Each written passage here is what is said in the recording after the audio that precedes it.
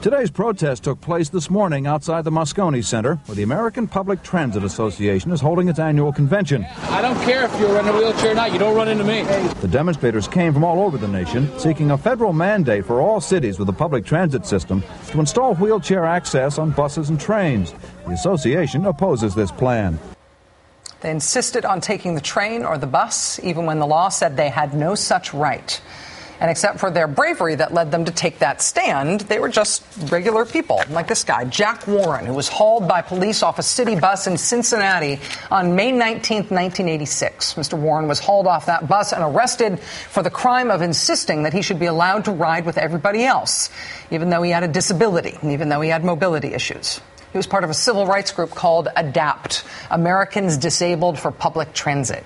They were founded in Denver in 1983. They're active in cities across the U.S. back then and still now in some cities.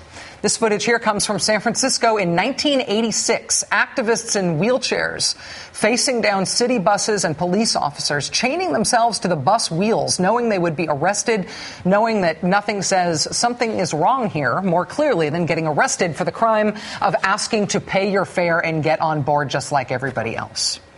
Pressured by those dramatic protests and these activists making their case, it was President George H.W. Bush, Poppy Bush, who responded by signing historic legislation, the Americans with Disabilities Act. It was a huge leap forward for our country. It's why we have wheelchair lifts on buses now, and handicapped restrooms in public places, and curb cuts and sidewalks, and instructions in Braille on ATMs. It's why you can bring a service dog with you everywhere.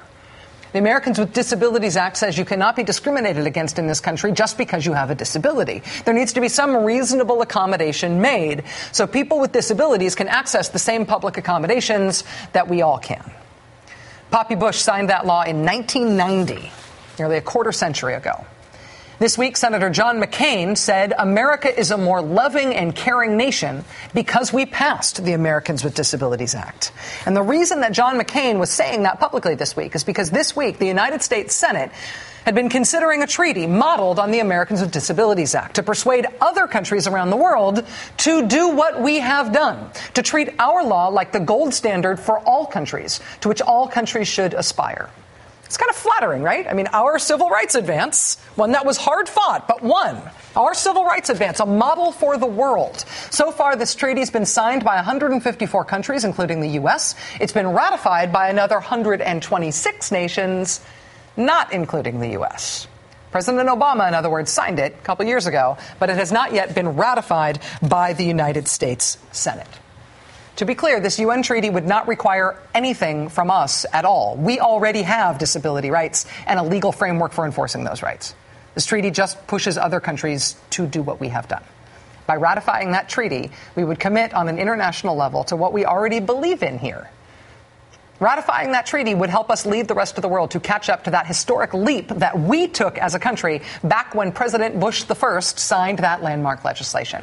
And with the exception of a nutso black helicopter conspiracy theory on the right, championed by failed presidential candidate and failed Senator Rick Santorum, who I should mention is now a columnist at a white secessionist birther website. That's his job now. Except for his nutso black helicopter conspiracy theories, ratifying this treaty was sort of a political no-brainer. I mean, this treaty has bipartisan support and not the usual token bipartisan support. I mean, this has the real thing, real bipartisan support from leading Democrats and leading Republicans. This treaty has vocal support from veterans, as so many of them return from war with disabilities sustained in the service of their country. Veterans are as potent a constituency as you will find in American politics today on both sides of the aisle. Decorated Vietnam combat veterans John McCain and John Kerry, these two men who have been rivals in the Senate on everything short of which way is up and which way is down, these two men have been bipartisan leaders together on this treaty. The UN Convention on the Rights of Persons with Disabilities has united the seemingly ununitable. And so the vote was scheduled today in the Senate. Ratifying a treaty takes a 2/3 vote, so you need 66 yay votes. Former Senator Bob Dole was there at the Senate for the occasion, in his wheelchair after a hospital stay. The decorated wounded combat veteran from World War II, the former Republican presidential nominee on the floor of the Senate, he was there with his wife, there on the floor of the Senate. So senators had to walk past him in his wheelchair on the way in to vote. and the Republicans in the Senate voted no. The UN Treaty on Disability Rights got 61 votes from our Senate, which is a majority, but you need a two-thirds supermajority to ratify a treaty, and only 8 Republicans voted for the treaty.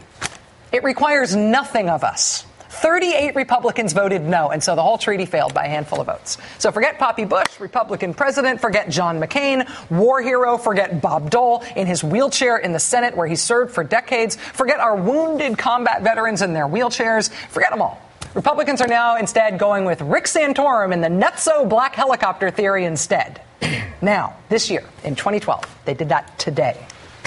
Amazing. Joining us now is Steve Clemons from the New America Foundation. He writes at the Washington Note and at the Atlantic magazine, where he's Washington editor-at-large. Steve's also a former policy advisor for New Mexico Senator Jeff Bingaman, where he worked on a bunch of different international agreements. Mr. Clemons, thank you for being here. Great to be with you, Rachel. Am I being naive to have thought that this was going to pass? No, I think a lot of people thought it would pass because of all the treaties that are pending, this one would have seemed like the easiest to pass. There's a Law of the Seas treaty. There are other treaties out there that have been pending for a long time. This is about people in need, and it didn't. This is a branch of the GOP that doesn't represent all Republicans, but it's the pugnacious, obnoxious nationalist wing that really resents any international deal making. And there's a lot of worry, not just about people with disabilities, but all the other treaties that position the United States and show that it can be the primary sculptor of global affairs in a way that serve Americans. And we're defecting from that as of today's vote. So 126 countries ratifying this, but us not ratifying it, particularly when it is modeled on our law.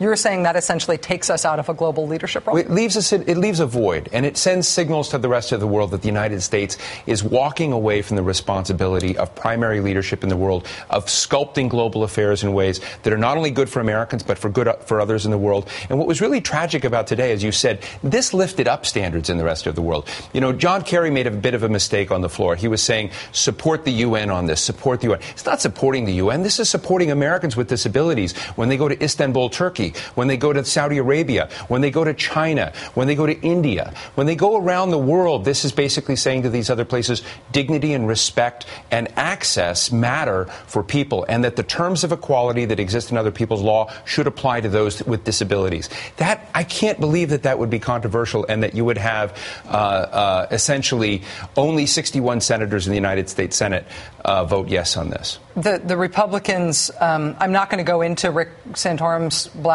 helicopter crazy conspiracy theory on this because I don't want to dignify it with verbiage. But I recognize that the Republicans have crazy conspiracy theories about the UN. The thing that strikes me about this one in particular is that you had Bob Dole and Poppy Bush and John McCain and all of these sort of Republican elders. Well, it almost says that none of them can be Republicans today, right? Yeah. I mean, you know, they're talking about Chuck Hagel.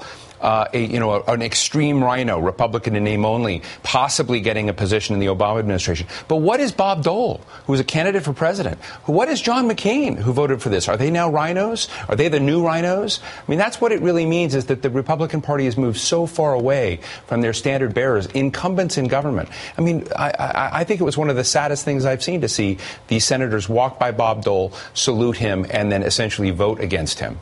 And saying, Senator, if you want to travel abroad while you're using that wheelchair, we actually have we are going to take no responsibility for ensuring your dignity and respect abroad.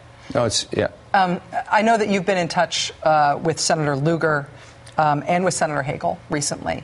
Senator Lugar obviously is in a poignant spot in his career, leaving the Senate after having been primaried by somebody who then lost in the general election. President Obama paying elaborate tribute to Dick Lugar this week, talking on issues of nuclear security. When you talk with Senator Lugar and Senator Hagel, what are they expressing about their views about what's happening in their own party right now? I think they're concerned. I mean, I think they're concerned in a constructive way.